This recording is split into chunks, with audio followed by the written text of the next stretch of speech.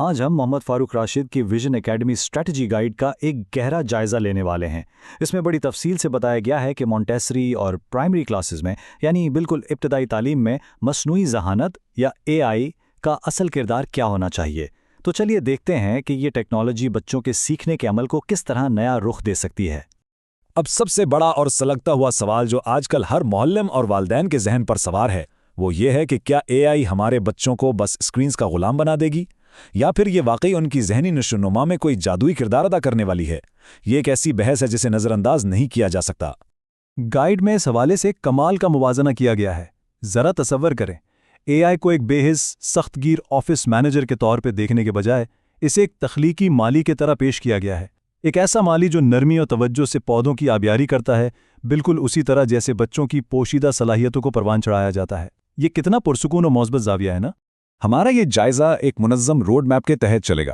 ہم ان 5 اہم حصوں پر بات کریں گے: تخلیقی مالی، interactive learning tools, smart boards اور کیمرے، ویژن اکیڈمی کا سیٹ اپ اور آخر میں سب سے اہم سنہری اصول۔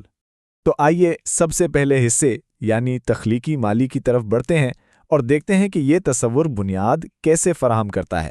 یہاں بنیادی مقصد بالکل صاف ہے۔ ٹیکنالوجی کو ایک ایسے ٹول کے طور پہ استعمال کرنا ہے جو بچوں کی قدرتی صلاحیتوں کو ابھارے، نہ کہ انہیں اسکرین کے نشے میں مبتلا کرے۔ مطلب اسے کوئی ڈیجیٹل بیبی سٹر نہیں بننا جو بس بچوں کو سارا دن مصروف رکھے، بلکہ ایک ایسا معاون بننا ہے جو انہیں فطری انداز میں آگے بڑھنے میں مدد دے۔ ہمارا دوسرا حصہ ہے انٹریکٹیو لرننگ ٹولز، جہاں ہم ایپس اور روبوٹس کے عملی استعمال کو دیکھیں گے۔ اب کہانی سنانے والی ایپلیکیشنز مثلاً کوڈی AI یا اسٹوری بڈی کو ہی لے لیں۔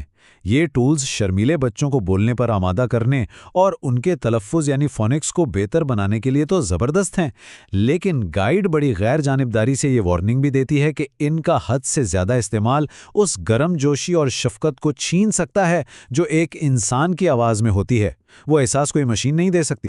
یہی اصول کلاس روم روبوٹس پر بھی لاگو ہوتا ہے۔ یہ بات 100% درست ہے کہ روبوٹس سائنس، گنتی اور حتیٰ کہ ورزش کو بچوں کے لیے ایک مزیدار کھیل بنا دیتے ہیں، مگر ان کا کردار صرف ایک مددگار تک محدود رہنا چاہیے۔ کیوں؟ کیونکہ اگر بچوں کا ان مشینوں کے ساتھ جذباتی لگاؤ بڑھ گیا تو کلاس میں ایک انسانی استاد کی جو اہمیت اور مقام ہے وہ کہیں نہ کہیں کم ہو جائے گا۔ اب آگے بڑھتے ہیں تیسرے حصے کی طرف، یعنی سمارٹ بورڈز اور کیمرے، اور دیکھتے ہیں کہ پرائمری سطح پر ٹیکنالوجی کیسے بدلتی ہے۔ سمارٹ بورڈز واقعی کلاس روم میں ایک جادوئی ماحول پیدا کر دیتے ہیں۔ استاد نے بورڈ پر سیب لکھا نہیں اور فوراً اس کی تصویر اور آواز سامنے آ گئی۔ کتنی حیرت انگیز بات ہے نا؟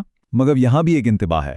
اگر سارا انحصار صرف اسکرینز پر کر لیا جائے تو بچوں کی ہاتھ سے لکھنے کی گرفت اور ان کی آپس میں گھلنے ملنے کی سماجی صلاحیتیں بری طرح متاثر ہو سکتی ہیں۔ اور اسی لیے مونٹیسری نظام میں کیمرہ فری AI پر بہت زور دیا گیا ہے۔ اس کا مطلب ہے مسلسل ویڈیو کیمرے کی نگرانی کے دباؤ کے بجائے وائس اسسٹنٹس اور تعلیمی گیمز کا استعمال۔ اس سے بچے بنا کسی تناؤ کے اپنی فطری آزادی کے ساتھ سیکھتے ہیں، اور یہ ان کی ذہنی صحت کے لیے انتہائی شاندار چیز ہے۔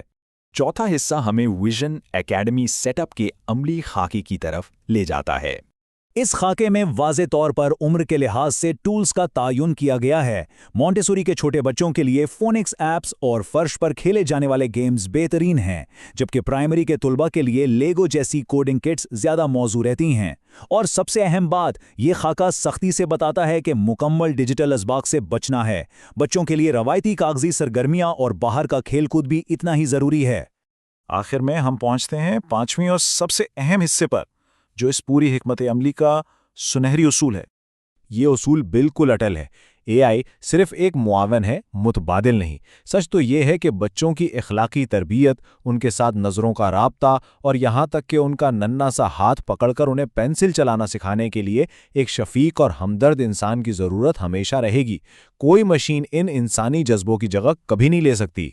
یہ اقتباس پوری گائیڈ کا نچوڑ ہے کہ کوئی بھی روبوٹ اس حوصلہ افزائی کی جگہ نہیں لے سکتا جو ایک استاد بچے کے سر پر ہاتھ رکھ کر اسے دیتا ہے۔ اس ایک جملے نے ثابت کر دیا ہے کہ تعلیم میں جسمانی اور جذباتی تعلق کتنا انمول ہے، اور اسے کسی بھی جدید ترین ٹیکنالوجی سے بدلا نہیں جا سکتا۔ اب جبکہ ہم اس جائزے کے اختتام پر ہیں، یہ سوچنے کا مقام ہے کہ دنیا بھر کے تعلیمی نظاموں کو یہ نازک توازن کیسے برقرار رکھنا ہوگا۔ ہم یہ کیسے یقینی بنائیں گے کہ ٹیکنالوجی ہماری نسلوں کی خدمت تو کرے، لیکن کبھی ان کی آقا نہ بنے؟ یہ یقیناً ایک ایسا سوال ہے جو ہمیں آنے والے برسوں میں مسلسل اپنے آپ سے پوچھنا ہوگا۔